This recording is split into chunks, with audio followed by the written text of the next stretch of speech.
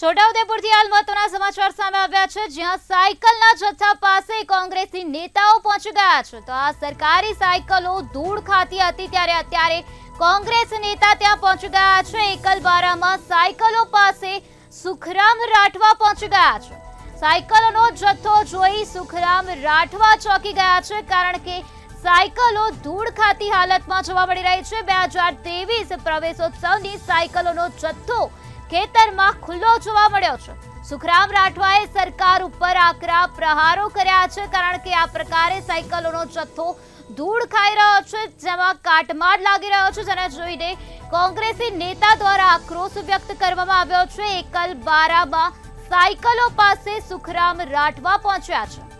સાયકલોનો જથ્થો જોઈને સુખરામ રાઠવા ચોંકી ગયા હતા અને સરકાર પર આકરા પ્રહારો કર્યા છે। વર્ષ 2023ની પ્રવેશોત્સવની સાયકલોનો જથ્થો ખેતરમાં ખુલ્લી હાલતમાં જોવા મળ્યો છે, જ્યાં આ સાયકલોમાં કાટમાળ લાગેલો પણ જોવા મળ્યો છે। તો બીજી તરફ આ સાયકલો ધૂળ ખાતી નજરે પડી છે, જેના કારણે સુખરામ રાઠવા દ્વારા સરકાર પર આકરા પ્રહારો કરવામાં આવ્યા છે।